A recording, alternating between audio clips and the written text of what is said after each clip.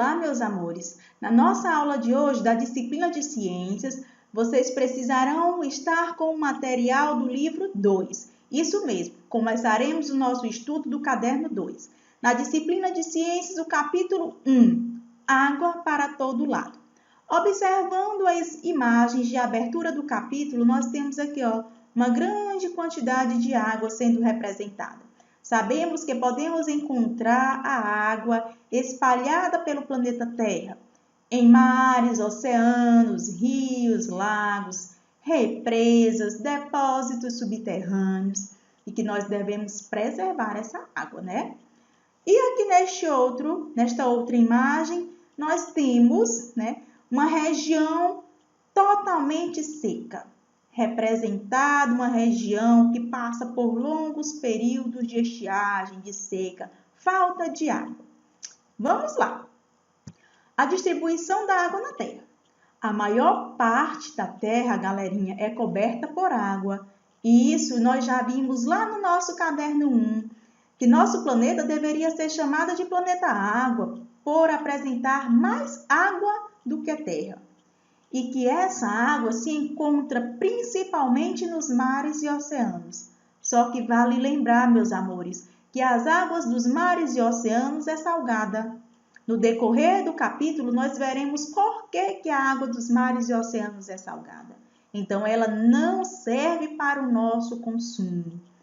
Já a água doce, que é a água própria para nós consumirmos, ela está presente em uma parte nas geleiras, e também nos rios, nos lagos, nos lençóis subterrâneos, certo?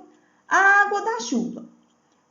Quando há no céu, basta observá-las por algum tempo para vermos muitas formas interessantes. Estamos falando aqui das nuvenzinhas.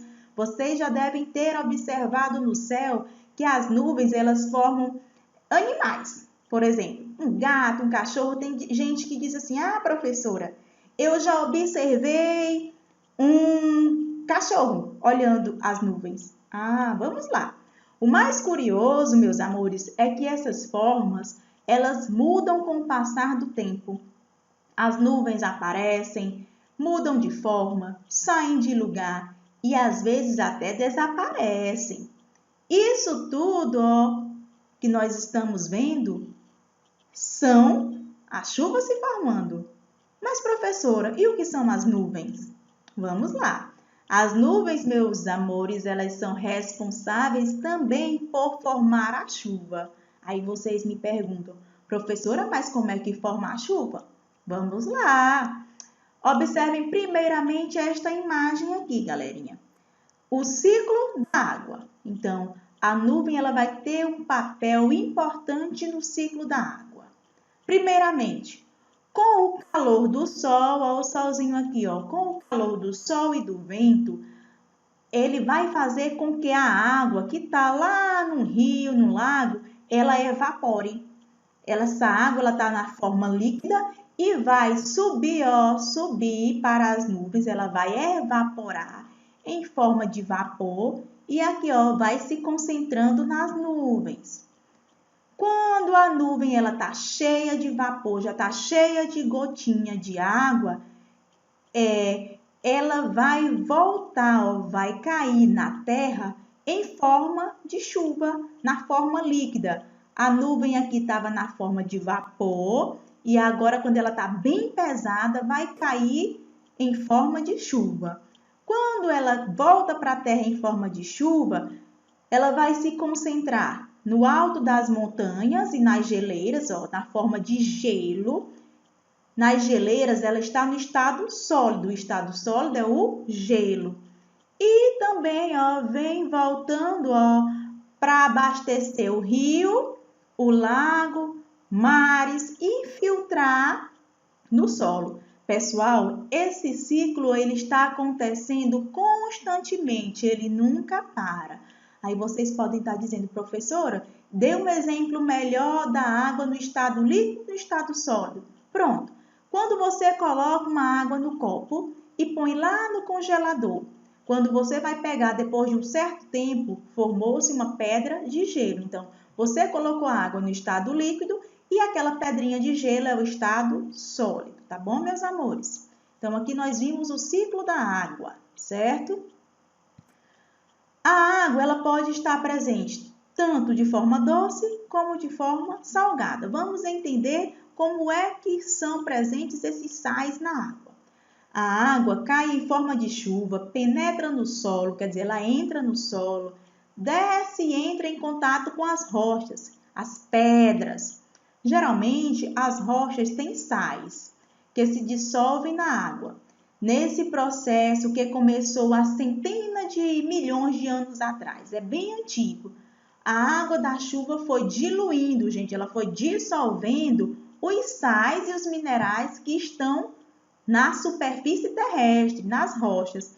E depois que ela dissolve, ela vai sendo levada do rio até os oceanos, onde vai se acumulando uma grande quantidade de sal. Por isso que a água do oceano, a água do mar, é salgada, porque tem muita quantidade de sais dissolvidos que vieram das rochas. Certo, meus amores? Vamos entender mais um pouco. Então, a água doce, professora, é porque ela contém menor quantidade de sais dissolvidos, que é aqui, ó, é a água do rio. Já a água salgada, a água do oceano, do mar, ela tem grande quantidade de sais dissolvidos. Tá aí a diferença de água doce para água salgada. É a presença em menor e maior quantidade de sais dissolvidos. A água dificilmente se mantém pura, gente. A água que a gente consome, ela precisa ser tratada.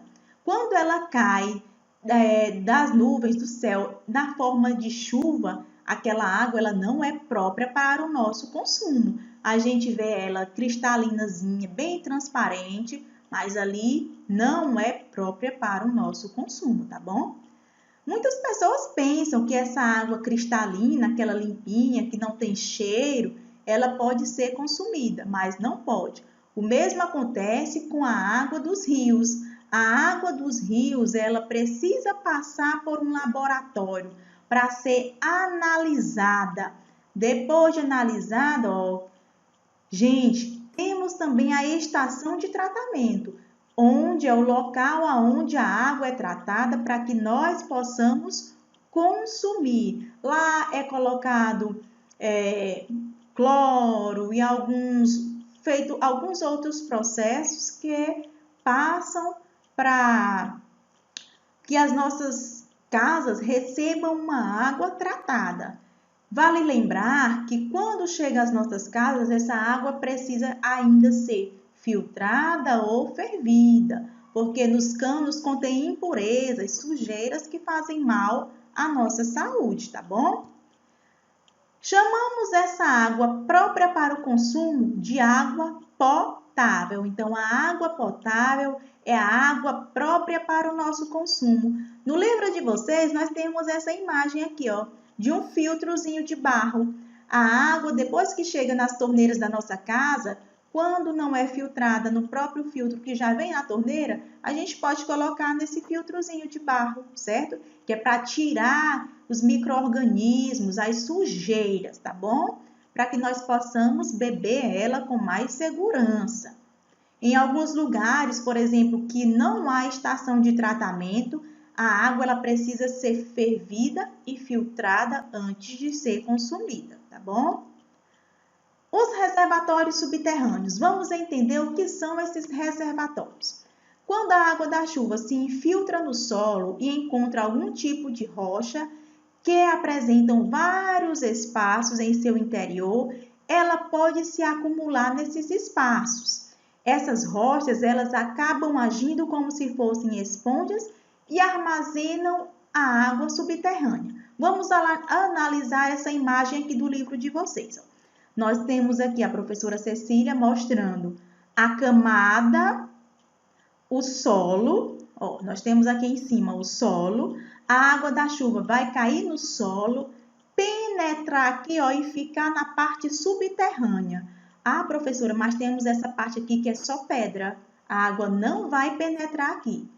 Nós vamos ter, galerinha, a parte permeável, esta que permitiu a passagem da água, e a parte impermeável.